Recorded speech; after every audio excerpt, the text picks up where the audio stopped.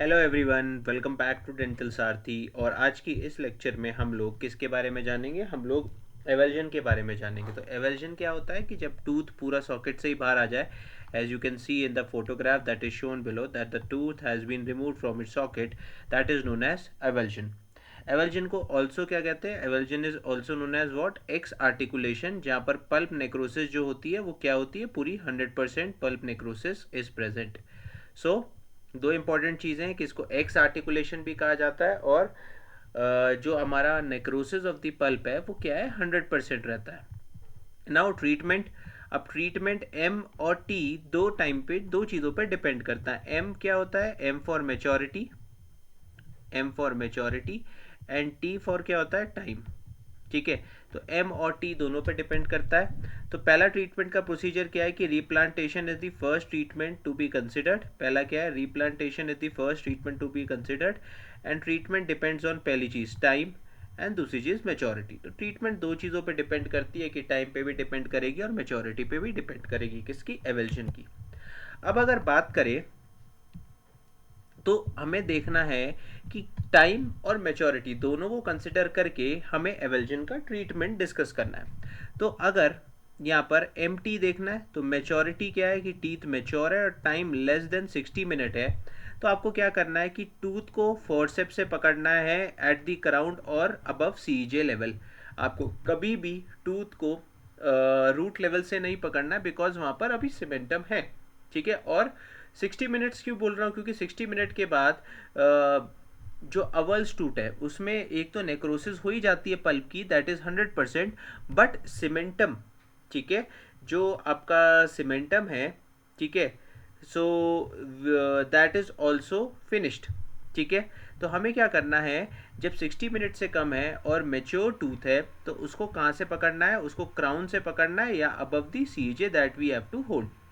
And now you have to use warm saline to rinse the soft debris. Use warm saline to rinse the socket. Now gently re-implant the tooth and splint for 1 to 2 weeks or 7 days. तो ये हो गया इसका कब? जब आपका mature tooth है और टाइम लेस देन 60 मिनट हुआ है।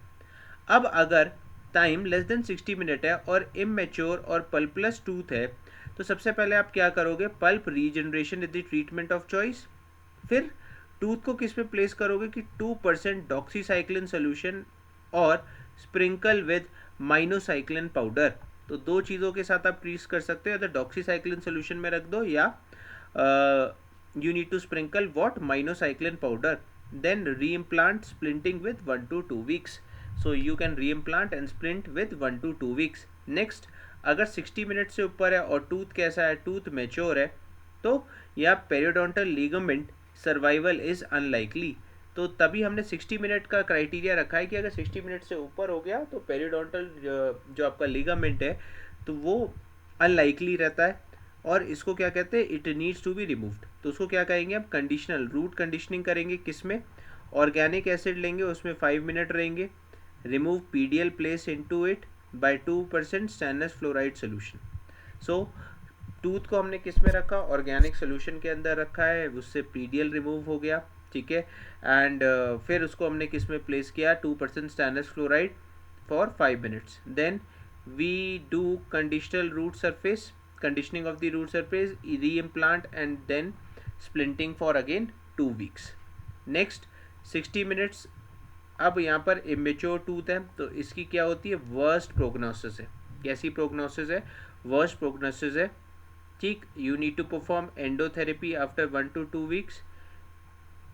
Give antibiotics with it. Tetracycline देनी है 100 milligrams 2 times in a day for 7 days।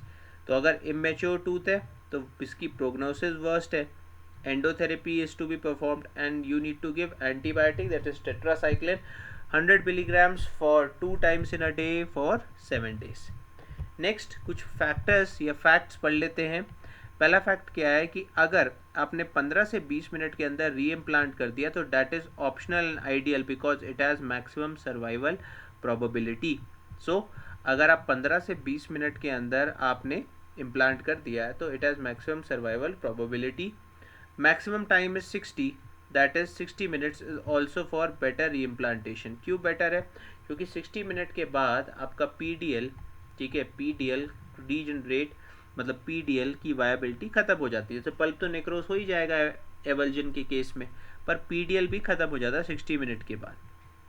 So beyond 60 minutes, PDL becomes dead and that will initiate inflammatory root response.